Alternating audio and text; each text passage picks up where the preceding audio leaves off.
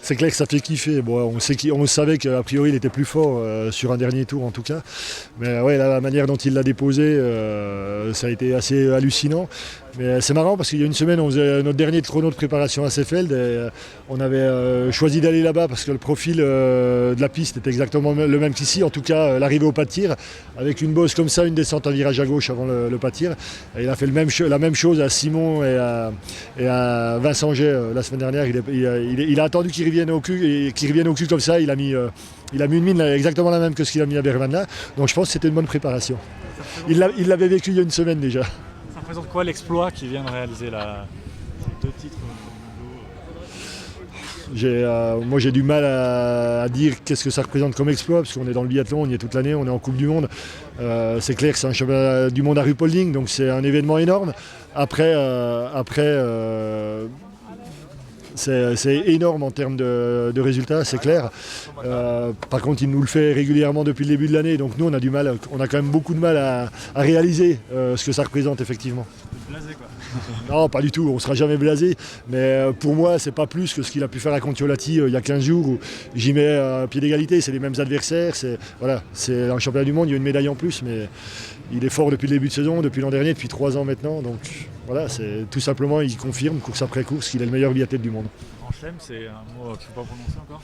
Alors ça, je m'avancerai surtout pas à ça, puis je veux surtout pas y penser. On prend les courses les unes après les autres, et puis on comptera les billes à la fin de la semaine prochaine.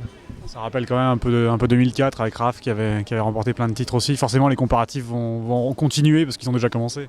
Ouais, c'est inévitable. On a un Français qui a déjà réalisé, pas tout à fait le Grand Chelem, mais qui avait en tout cas eu une médaille à chaque course, 4 titres je crois. Donc forcément les comparaisons vont arriver de la part de la presse et des médias. Moi ça m'intéresse pas plus que ça. Si, qui gagne toutes les courses, oui, parler de Grand Chelem après. Il a encore une marge de progression énorme, notamment au tir évidemment, mais ça promet encore des super années alors qu'il a que 23 ans, quoi.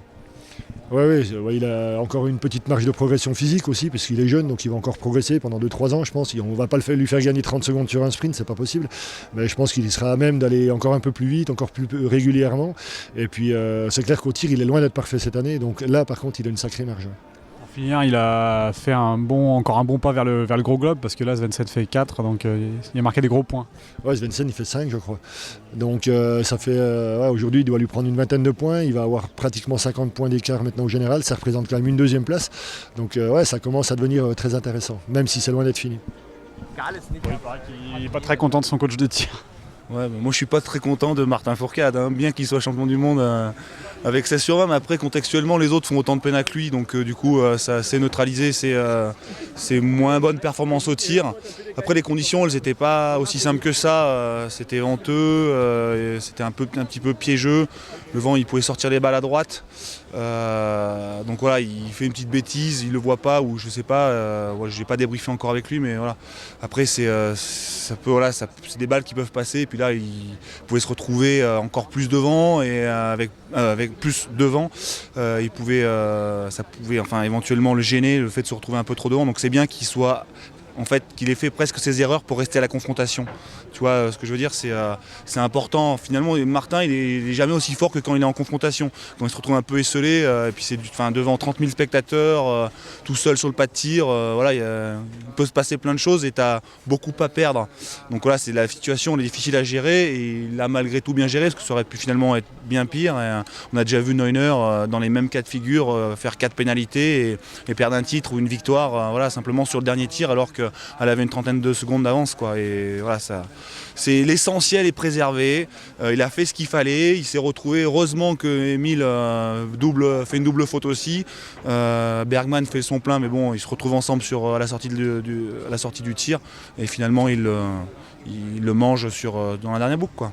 Est-ce que tu réalises qu'il fait 80% de pourcentage au tir et qu'il est double champion du monde? Ça n'a pas dû arriver souvent, ça, quand même.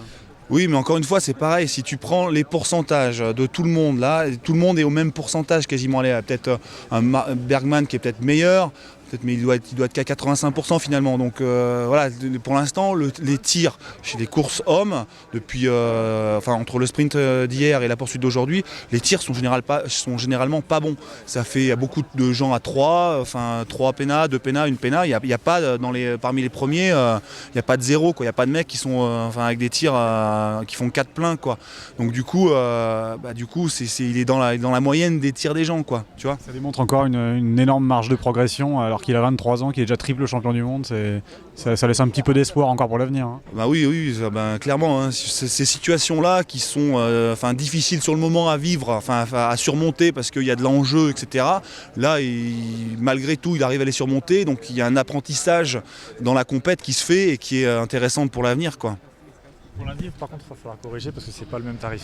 Pardon ? Pour lundi, il va falloir corriger ça. Oui, c'est clair, mais bon, là, c'est en train de se mettre en place, il voit qu'il est bien, et là, il a déjà 2 médailles d'or autour du cou, donc je pense qu'il peut arriver assez serein sur l'individuel prochainement, quoi.